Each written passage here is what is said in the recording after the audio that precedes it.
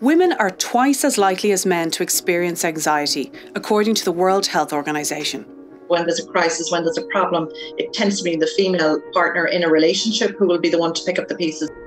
Add a pandemic in on top of that, and suddenly the numbers suffering anxiety mushrooms. It's creating an anxious response. You're at a level of overwhelm and stress that you mightn't even be aware of, and then you're adding in, work stresses, family stresses, and suddenly you're not able to cope. So what is anxiety? How do you recognise it, and what can you do about it? These are some of the questions that we're looking at for International Women's Day. Caroline Foran is an author and a podcaster. She writes and speaks about her experience with anxiety, which began in 2014. I remember very specifically the day that it really all fell apart for me. I was starting to shake and I was trying to put my mascara on to go into work, and I couldn't actually put it on my eyes. I was kind of like jabbing it in my face, and I just felt really I felt as if I had lost like a protective layer of skin or something. I felt so vulnerable. And I remember then getting on the Lewis to go into town and getting off at the wrong stop and being disoriented and just ringing my mum and being like, I don't know what's wrong with me. I don't feel myself. Anxiety can be linked to any aspect of life, family, social or personal. Mickey Hyams runs her own software startup. Anxiety crept up on her in 2018 after a mix of work and personal problems. I went through a series of what I would call little T traumas. I was driving home and I felt this absolute panic rise. That was my first experience of having a proper panic attack where I was no longer in control.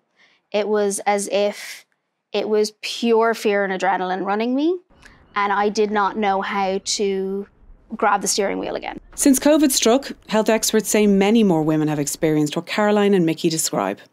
It means hundreds, if not thousands, of Irish women have recently experienced anxiety. Some people are ringing us and it may be clear to us on talking to them that we feel they are anxious, and they may not realise it themselves, because anxiety isn't always as clear cut as somebody kind of feeling anxious. It may present with physical kind of symptoms. So often it takes a little bit of talking for somebody to realise that actually, I'm not having a heart attack. I'm having perhaps what sounds like a panic attack. People may be experiencing anxiety who haven't experienced it before. These issues and gender inequalities were already a reality before the pandemic, and where there are gender inequalities, it will have an impact on women's mental health.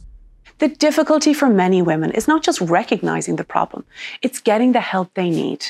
And like many things in the health system, if you're feeling anxious, the advice is that you contact your GP. But if they need to refer you onwards, those waiting times can be lengthy.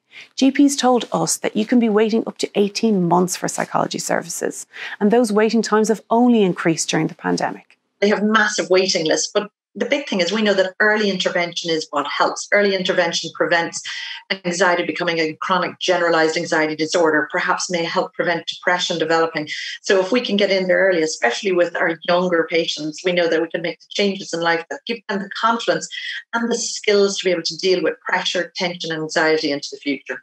Yet, if you're waiting for an appointment, there are many things you can do to ease your anxiety. The women we spoke to said, whilst professionals helped them immensely, it wasn't just professionals who helped. For me, I have been on more walks than I have ever been on in my entire life. And in almost every single walk, you basically have a mini therapy session with your friends. It can be as simple as just paring back my to-do list and my calendar, cancelling a few things, not that I have much going on right now, and curling up with Netflix. Anything that gets your body into a state of deep relaxation, as long as it's safe and legal to do so, that's fine. As we mark this pandemic-era International Women's Day, the women we spoke to have a message. They want action to improve mental health services and change how we all think about and look at anxiety. Increases in women's mental health difficulties need to be seen as a call to action, and if we're serious about tackling women's mental health and improving women's mental health in society, then there needs to be a transformative approach to meaningfully address gender inequalities in Ireland. We need to remove this idea that pushing through is your strength, and showing that stopping and saying, actually, I can't do this, is the strength. The more we normalise it, the more conversations we have, the less of it, oh, did you hear she's anxious or she's struggling, the easier life gets.